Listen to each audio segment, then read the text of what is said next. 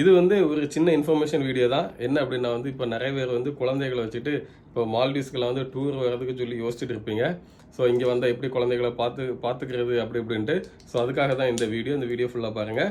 இங்கே மால்டீவ்ஸில் வந்து நிறைய ரிசோர்ட்டில் வந்து குழந்தைகளை பார்க்குறதுக்காக வந்து கிட்ஸ் கிளப் அப்படின்னு ஒன்று இருக்குது. அங்கே வந்து சின்ன குழந்தை, அதாவது பேபியிலேருந்து ஒரு 12 வயசு வரைக்கும் உள்ள குழந்தைகளை பார்க்கறதுக்காக வந்து நிறைய ட்ரெயின்டு டீச்சர்ஸ் வந்து அங்கே இருக்காங்க. ஸோ நீங்கள் வந்து அது எந்த ரிசோர்ட்டில் இருக்குன்னு சொல்லிட்டு பார்த்து நீங்கள் செலக்ட் பண்ணி போனால் உங்களுக்கு கொஞ்சம் ஈஸியாக இருக்கும். நம்ம காலையில் ஒரு 10 மணிலேருந்து சாயங்காலம் வந்து ஒரு 5 மணி வரைக்கும் வந்து நம்ம குழந்தைகளை வந்து அவங்க பார்த்துக்குவாங்க. ஸோ அந்த டைமில் வந்து நீங்கள் ஃப்ரீயாக ஜாலியாக சுற்றிக்கலாம்.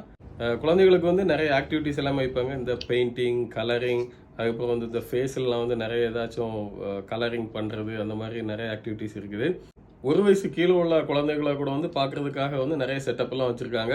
ஆக்சுவலாக இது எப்படின்னா வந்து ஒரு கிண்டர் கார்டன் செட்டப் தான். நிறைய கேம்ஸ் இருக்குது. அவங்களுக்கு ஒரு ஸ்கூல் மாதிரியே தான். ஸோ உள்ளே டாய்லெட் ஃபெசிலிட்டிஸ் எல்லாமே இருக்குது.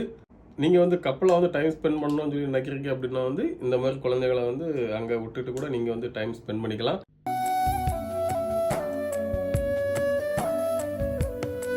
மோஸ்ட்லி வந்து நிறைய ரிசோர்ட்டில் வந்து இந்த கிட்ஸ் கிளப் வந்து வச்சுருப்பாங்க. இதுக்கு வந்து பேமெண்ட் எதுவும் கிடையாது.